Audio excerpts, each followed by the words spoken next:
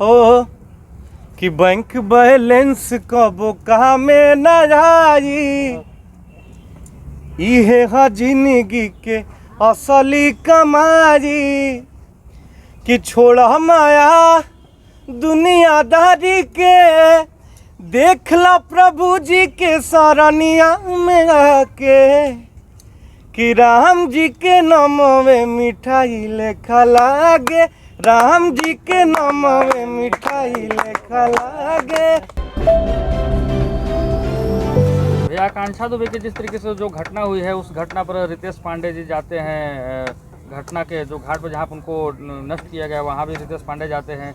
Industry बहुत बड़ी है, भोजपुरी देखिए परिवार सब एक हैं आप लोग, लेकिन सिर्फ रितेश पांडे ही और अक्षरा सिंह ही क्यों जाते हैं वहाँ उस हीरोइन से मिलने के लिए? देखिए उसको हम लोग अंतिम संस्कार बोलते हैं सनातन में, जो मणिकर्णिका घाट पे हो रहा था। और हमारे सनातन ने, हमारे धर्म ने हमको ये सिखाया है कि आप किसी के अगर भले सुख में शामिल ना हो, लेकिन उसके दुख में शामिल होना चाहिए। और मैं पता चला कि अंतिम संस्कार हो रहा है मणिकर्णिका पे। मैं उसी दिन मुंबई से आया था, तो हमारा फ़र्ज़ था कि मैं गया, जाता और जाना चाहिए था और मैं गया। ये जो घटना हुई है भैया, काफ़ी भोजपुरी इंडस्ट्री में शोक की लहर है और काफ़ी चौंका देने वाली घटना है।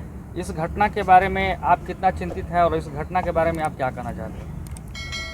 देखिए ये बहुत ही दुखद घटना है, ऐसा बिल्कुल नहीं होना चाहिए था। अपने आप को ख़त्म करने का निर्णय इस दुनिया का सबसे खराब निर्णय है, लेकिन कौन किस परिस्थिति में यह निर्णय लेता है तो ये गलत निर्णय। कोई भी, दुनिया का कोई भी आदमी इसको सही नहीं ठहरा सकता कि अपने आप को ख़त्म करने का निर्णय सही है, कोई नहीं कह सकता। लेकिन अब जाने वाला तो चला गया, वो किस परिस्थिति में ऐसा कदम उठाया भगवान जाने। ऊपर भगवान है, नीचे कानून है, संविधान है हमारा, हम जिस देश में रहते हैं यही पता लगाएगा। भैया उस घटना के पीछे समर सिंह का काफ़ी नाम आ रहा है जोर से, जो समर सिंह भोजपुरी इंडस्ट्री से आते हैं। आपको क्या कहना है आकांक्षा दुबे की घटना के बारे में कि अच्छी तरीके से इसका जांच हो? बिल्कुल, देखिए कानून अपना काम कर रहा है और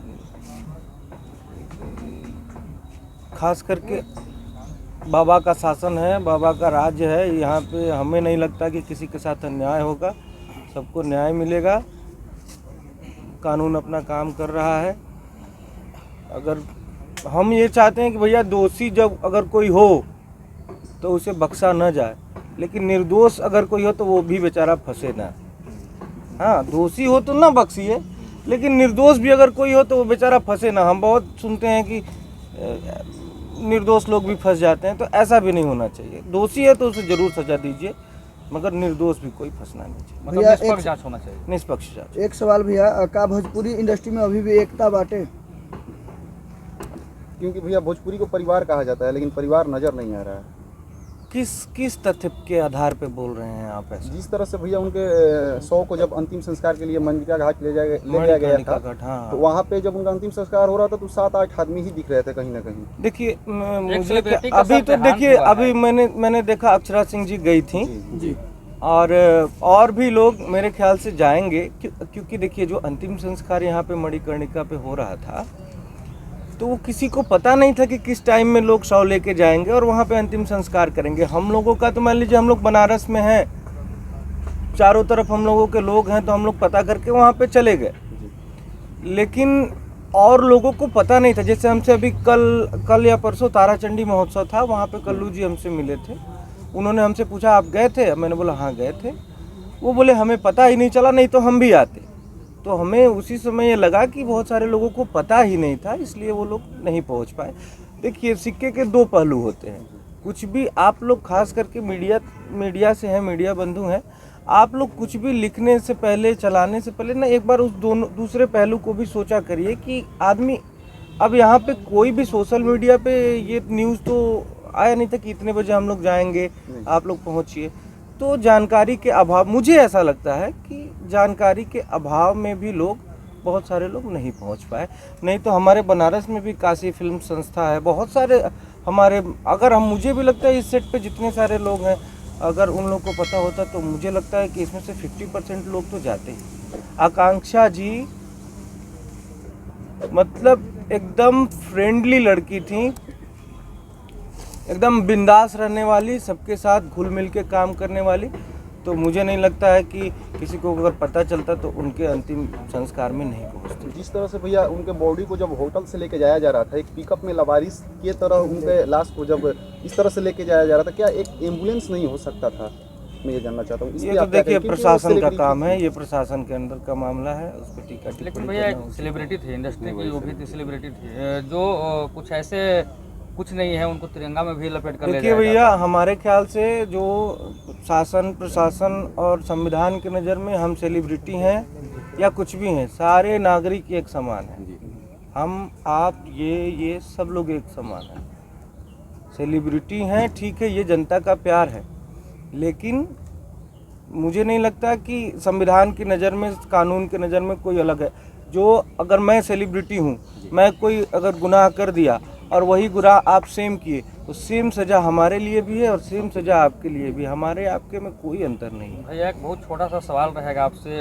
श्रीदेवी कुछ दिन पहले डेट करती हैं, जो कि हिंदी इंडस्ट्री से आती है, वो भी दारू पीकर मर गई, तो उन्हें तो तिरंगा में लपेट कर न जाने कौन कौन से चीज़ किए गए, लेकिन तिरंगा में लपेटा गया था, मुझे तो इसकी जानकारी नहीं है। श्रीदेवी जी को तिरंगे में नहीं लपेटा गया, नहीं, इसकी जानकारी नहीं है। और वो दुबई में शायद उनका देहांत हुआ था।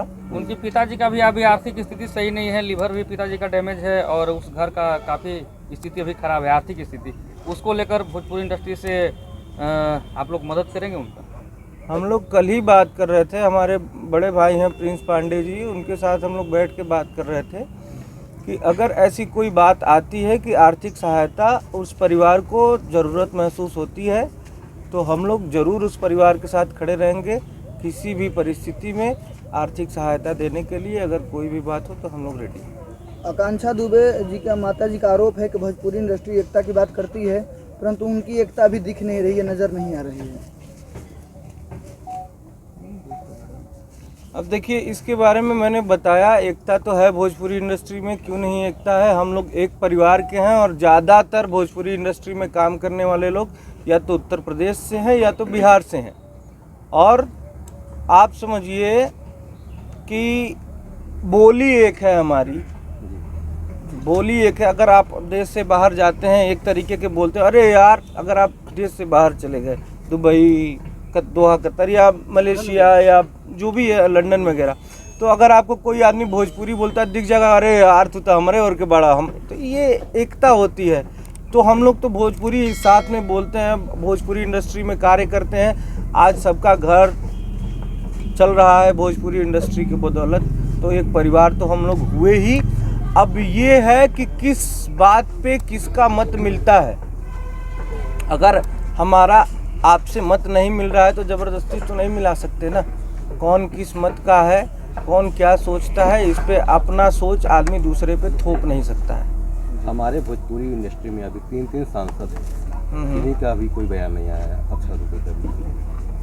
किस मामले में? आकांक्षा दुबे में उनकी मां के का नाम था कि 3 सांसद है, वो भी भोजपुरी रवि कलाकार किशन हैं। दिनेश लाल यादव और रवि किशन जी और मनोज तिवारी, लेकिन उनका किन्हीं का बयान नहीं आया अभी तक। किस मामले में? इस मामले में क्या मतलब? माँ का आरोप है कि भोजपुरी से 3 सांसद है जी, कोई आवाज नहीं उठा रहा है। यूपी के मामले में बोल रहे कि यूपी में हम हैं और सरकार से मांग करते हैं, और 3 सांसद हैं भोजपुरी इंडस्ट्री से। हमने तो देखा था दिनेश भैया का पोस्ट, और भी बहुत सारे पोस्ट देखे थे, उन लोगों ने पोस्ट तो डाले थे। अब हो सकता है कोई उनका निजी कारण हो जिसकी वजह से अभी नहीं कर रहे हो सकता है कि कर भी रहे हों। इसके बारे में हमें कोई जानकारी नहीं है, इस पर कोई टिप्पणी क्या नहीं कर रितेश पांडे जी इस केस में सीबीआई जांच की मांग करते हैं? बिल्कुल, अगर परिवार संतुष्ट नहीं है आपके पुलिस के जांच से, वैसे मुझे लगता है कि उत्तर प्रदेश पुलिस बहुत सक्षम है। अगर आप उत्तर प्रदेश की पुलिस के जांच से और कार्यवाही से संतुष्ट नहीं है तो ठीक है, हम लोग सीबीआई जांच की मांग करते हैं। ओ कि बैंक बैलेंस कबो कामे न आई, इहे हा जिंदगी के असली कमाई। कि छोड़ा माया दुनियादारी के, देखला प्रभु जी के सरनिया में आके, कि राम जी के नामवे मिठाई लेखा लागे, राम जी के नामवे मिठाई लेखा लागे। भगवान राम का नाम लीजिए। जय श्री राम। जय धन्यवाद भैया। बहुत बहुत धन्यवाद।